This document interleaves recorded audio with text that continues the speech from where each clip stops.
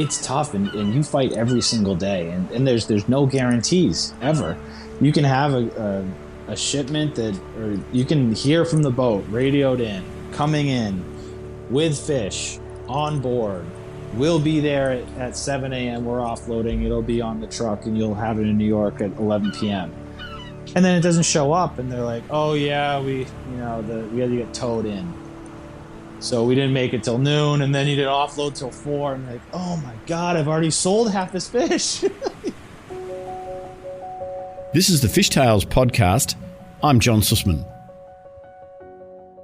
Vinny Milburn is a fifth-generation fishmonger and one of New York's most respected seafood suppliers. His family have been in the fish business for more than 100 years.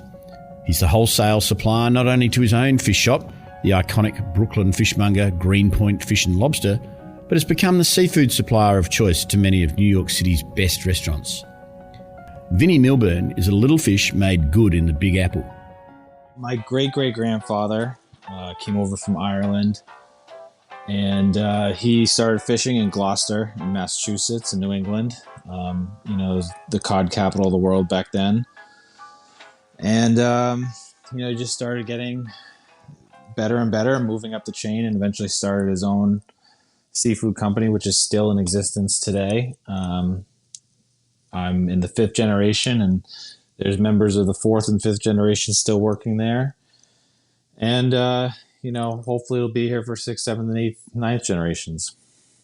I own a company called Greenpoint Fish and Lobster. Greenpoint is a neighborhood in Brooklyn in New York City. We started as a retail fish market combination restaurant. And there's only about 20 seats inside. It's very small, just a little oyster bar and sort of fry shack type of thing. And pretty quickly, other chefs in the neighborhood were coming in the back door looking to buy wholesale from me, which was, what I knew, my background. I didn't know anything about the restaurant industry. So eventually I just started doing some deliveries in the Greenpoint neighborhood, and that expanded. And then that moved into a much larger wholesale company servicing about 250 restaurants every week. It's a great scene here in Brooklyn. We have a lot of seafood lovers, and there are people that are very into it. And, but people in New York get really excited about the things that I carry. A fishmonger needs to be part fisherman, part chef and part insomniac, available day in, day out, and with the ability to conjure up seafood at a moment's notice, always with good humour and always with good supply. It's so stressful, and I mean, every single day is a battle, and I'm sure the people who are listening to this podcast know that it's tough, and you fight every single day, and there's no guarantees ever. You can have a shipment or you can hear from the boat, radioed in, coming in with fish on board. We'll be there at 7 a.m. We're offloading. It'll be on the truck, and you'll have it in New York at 11 p.m. And then it doesn't show up, and they're like, "Oh yeah, we had to get towed in, so we didn't make it till noon, and then you didn't offload till 4." And they're like, "Oh my God, I've already sold half this fish." It's such a stressful environment, but when you're living in it, it's the adrenaline's running, and it doesn't sound crazy to fish people, but it sounds crazy to normal people. This is like real exciting stuff. And I'm just sitting there on my phone texting people, but I'm looking for fish. I'm trying to find it. I'm coordinating shipments from all over the country, all over the world. Can it make this flight? Can it get here? Can you pick it up at JFK? If it goes to Dulles, can someone bring it up from, it's constant. It's something that just never leaves you. The best fishmongers like to specialise in local species. But even more important to Vinny is exploring the opportunities with underutilised species that can deliver the most extraordinary culinary experiences too. Our goal is really to be as local as possible, but we really like to focus on local species here. So we do have the cod haddock, pollock, the ground fisheries of New England that were so instrumental in the past 400 years of the New World.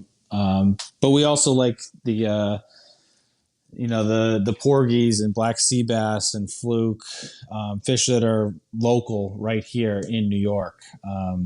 We love telling the story of fish that comes from just a hour away driving, and people know of these places. They've vacationed there. They've been there. They've heard of them. The other side of the coin that I've seen, if $1 went in the tip jar every time I heard, do you have shrimp or do you have salmon? I could retire right now, because that's it. It's all people seem to want. And we have a very small footprint. We're a fish market in one neighborhood of Brooklyn, of New York. But I feel like the more people that come in, the more I can change their minds a little bit and maybe get them to take something that's underappreciated.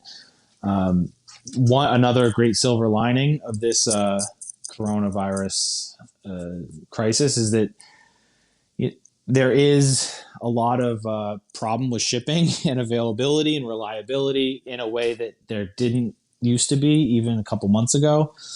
But everyone seems to understand when they come in and say, "Oh, I'll have Bronzino, please." And you say, "Well, there isn't Bronzino because all the flights are canceled from Europe." I don't know if you read about that in the news. And they're like, "Oh, wow, I didn't even think about that." I completely, it just goes right over their head. And you say, "Well, I do have some porgies from New York waters, New York fishermen that are right here. And if you're going to roast them on your grill tonight, it's going to be just as good. And these are great fish. And actually it's going to be cheaper." And then, you see the wheels in motion, and people start to think a little bit differently. But that's one of the biggest gripes that I have with the seafood consumer market, is that we've become a culture of Amazon people that just get it now, get it whenever. In New York City, you have Amazon Prime; they deliver it same day. It's insane. You type it in your computer in the morning, and it's there at 5:00 in the afternoon. It doesn't make any sense. But for people that have this perception of like, get it now, get it now, get it now, get it whenever, how do you tell them that things are out of season? You should say like, "Hey, you know what?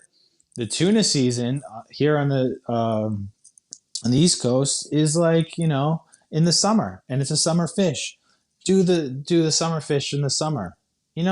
Skip it for Christmas. It's okay. It's okay to let things go for a while, because you're going to appreciate them more afterwards." And that's very hard to explain to customers when they say, "Oh, well, I have a menu that's been printed and it's had the same thing on it for 22 years, and you're telling me I can't have it?" And you say, "Ooh, yikes." I'm not saying that. I'm just saying, a little variety is good. Seasonality, get what's fresh now. The world of a fishmonger has changed, and social media has as much impact on demand as the seasons. But the fundamental relationship between fisherman and fishmonger remains the cornerstone to good supply. Vinny's worked hard over the years to ensure he knows his fishermen, what they catch and when. Now that social media is here and such a big part of everyone's life, chefs gravitate towards other chefs who are doing things. And the second that one person posts a picture of a soft shell crab, I get 40 calls about it because they want it. And like, so-and-so has it, so-and-so's selling it. And I think that, we've seen this before, that a chef once who's, very well-known restaurateur in New York, one of his sous chefs or someone under him asked for a very cheap fish for family meal. And we sent him some ocean perch. And we sent him whole, and he wanted to work on it. And it just so happened that this chef owner walked by and took a picture of it and posted on Instagram. And I had I sold more whole ocean perch that week than I ever have in my life. People were couldn't get enough of it, and I think that that's really what's going on, is that people are feeding off everyone else's energy, and sometimes it's a good thing, and sometimes it's a really bad thing when there's a tight market and everyone wants something, and you just can't get it. And I think the Dover sole market for some reason a couple months ago was just, it tanked. You couldn't find it anywhere, and for whatever reason, people were going crazy looking for it. And we kept joking, like, if I had a pallet of Dover sole, I could be a millionaire. But you have a pallet next week and nobody wants it. It's such a hard thing to figure out, and you're working with a perishable product that doesn't have infinite life on it. It can get tricky. Seafood sustainability is one of the hottest topics in the world of food, with as many opinions as there are fish in the sea. For a fishmonger, a working knowledge of what sustainability means to both the fishers and the chefs is vital. Vinny's role is to provide stewardship and practical solutions to delivering sustainable seafood, including sometimes giving chefs a little tough love. Sustainability in seafood is very important to me. And I think people always ask me, like, oh, you know about sustainable seafood. So what's the fish that I could get that will alleviate the guilt that I have about eating seafood, because I love seafood, but I just hear so many bad things about it. And they want me to just have this secret answer about, oh, if you just eat like this fish, it'll be fine.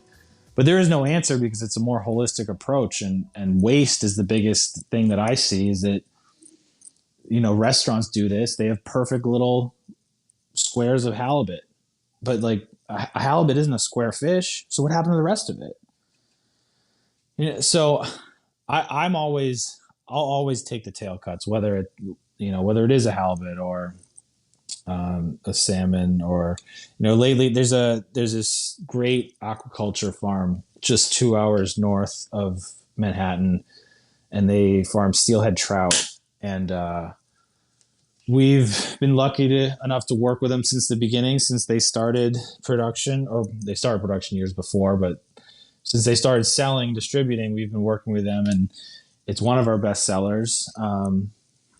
It's delicious. It's a recirculating aquaculture system, and that's really what I've been taking home lately, because the fish, they grow so fatty in the middle that the tails actually do look a little ridiculous, and then I end up with them, But I love them. I would love to just sell nothing but tails, It'd be something. I'm always pushing it. And before, one of the kid who was my fishmonger before all this, I would come into the restaurant at night, 4:00 in the afternoon, and I would just say loudly to people, and there's other people in line looking at the fish, and say, "Wow, those tails look really delicious." And of course, the kid just rolls his eyes at me. He's like, "Shut up with the tails." They're all stacked up all nicely in the case, and they look cute. Why not take a tail home?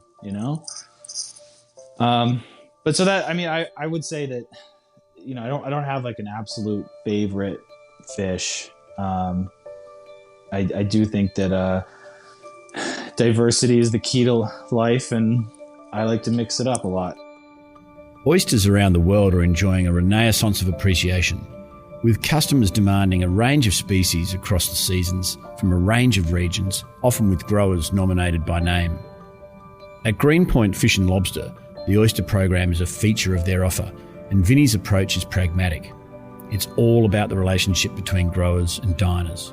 Oysters have been something that we started based on the strength of our oysters. We have great relationships with a lot of different growers all over the country. But people, in the same way that I just mentioned, that diversity is the key to life, people always want different things. And a lot of times the growers just decide, these are pirates now. These ones are shipmates. These are deckhands. These are whatever. They keep coming up with new names for oysters that are essentially the same thing. And I understand why they're doing it, because someone has a great oyster and then they sell them out, and then 6 months later people say, well, that was good, but I want something else. So they rebrand, they change the name. And like, people come into my store all the time and say, well, what oysters do you have today? And we say, well, we have Barnstables from Cape Cod. They're really nice. Like, but I had the Barnstables last week. And we say, oh, well, these are, actually called the Barnstable Harbors. Like, oh, okay, well, I'll take those. And I wish that you could be, I think that the biggest problem the seafood industry has is this concept of obfuscation, that there's always this like tricky fishmonger behind the scenes, like trying to slip you a bait and switch, right? And that they're always looking like, oh, well, this guy, he's fishy, pun intended. But I wish that you could be a little bit more truthful and just tell people, look, these oysters are really, really good, but you're just getting the same ones all the time. If it's called A, B, C, or D, there's growers who are just changing the name, and they should, by right, because they need to continue to move that product. The problem that I see in the oyster market here in the States is that there are an exceptionally large number of oyster farmers who are maybe they started in the last 4 or 5 years. They're not producing a lot, but they're in the market with a good brand and a good presence, and they're hustlers and they're willing to do anything, and that's great. But the market is just flooded. There's so many oysters here that the price is probably going to plummet. In a way, what I was describing before about this hard lifestyle, it's epitomized by the oyster growers. Like, you're actually producing something. If I have one regret about the job that I do, is that I'm not actually producing anything. I'm just kind of a broker, at the end of the day. And I love it. I really do. But these men and women who are oyster farmers are actually out there doing it. They're taking something and they're growing and they're producing a product and bringing it to market. And that is one of the most admirable things that I can think of. Some fishmongers have a mixed reputation for being thrifty with the truth and using tactics that are sometimes suspect. Soaking scallops is a classic old school stunt for these guys. For Vinny, care in handling and truth in labelling is not only a mandate, but a means to ensure he delivers seafood in the best condition possible. The scallop market is all about size. People only want the big ones. And, like the good capitalists that fishmongers are, we've figured out how to make them big, even if they're small. So, and everyone knows what I'm talking about. But what I've found, which is really interesting, is that an entire generation of chefs have come up in the world knowing only treated scallops. And if you bring them, one of the things that we do best here is live scallops and, scallops in the shell. And it's, obviously more expensive, but it's a treat and people love it. But if you bring that to some chefs, they'll smell and be like, ooh, these have turned. These are bad. Scallop shouldn't smell like anything. And you say, no, this is the scallop. This is what you want. That's that smell. It's the same thing that, like, you know exactly what I'm talking about. Like when you have when you walk into or like walk by a halibut boat and there's that halibut smell and you just smell it and you know it. It's the same thing with a scallop, and it's been very frustrating to get chefs who just say like, no, I don't want these. I want the ones that like caramelize on a sear. I'm like, no, you don't want those, or maybe you do, but I don't have those. I just have these dries that literally just came from a boat an hour ago. He just landed. My guy just drove them in they're maybe 6 hours old. It gets very frustrating. And, I've at some point just resigned and said, you know what, if that's what you want, that's what you want. At some point, you can't fight anymore. The seafood industry is a tough, unforgiving business, both on the water and at the fishmongers. Long hours in a wet, cold, smelly and slimy environment is a challenge for young people looking at entering into the business. The seafood industry seems to be, well, it doesn't seem to be, it's aging out, is that fewer and fewer young people are getting into it. And it just seems a lot of times that when I'm in an industry event, I'm 34, and it just seems like I'm the young buck around, and there's not that many people that are younger than me. It's not really a sexy lifestyle to get into. I mean, it's hard work, it's grueling hours, it's slim margins, and it's little pay. And for someone who's commercial fishing, when you're not even guaranteed the catch and your quota is so low, I mean, it's a hard sell for someone who's young. So I have a friend who fishes on Long Island, and I've known him for a number of years. He's got to be in his mid-20s, and I remember before he could even legally drink at the bar, we still went, but but he's one of the few guys that I know that's that young and is really making a push for it. There's other guys that I know in Rhode Island, my cousins in Boston, but they're all my age. You don't really see a lot of people who are gearing up and getting into commercial fishing as young men and women, which is unfortunate because I think that there's a lot of opportunity, but it's a very hard lifestyle, but it's very rewarding if you can do it right.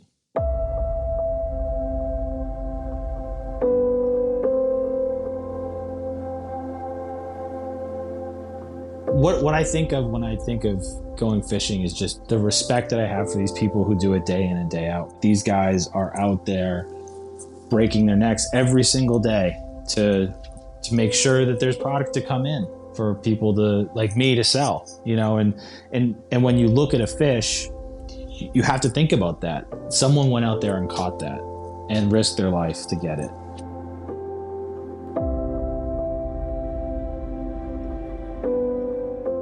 It's something that's in my blood, and I've always, ever since I was young, very, very young, and learning about the family's company and the history, and my grandmother had 8 kids and 30-something grandkids, and the other side of the family had another 8 kids and another 30-something grandkids. So there's scores of us that have this fishing heritage, and it's something that I just, even though I've tried at sometimes to get out, I know my mom is very, or she was happy when I was in college and thinking that I wasn't just going to be, a fishmonger or what have you, but I'm continuously drawn to it for a reason that I can't even describe. It's the lifestyle, it's the people, it's the hard work, it's everything. This is the Fish Tales podcast, a Deep in the Weeds production. I'm John Susman. Stay tuned for more tales from beneath the surface of the seafood world.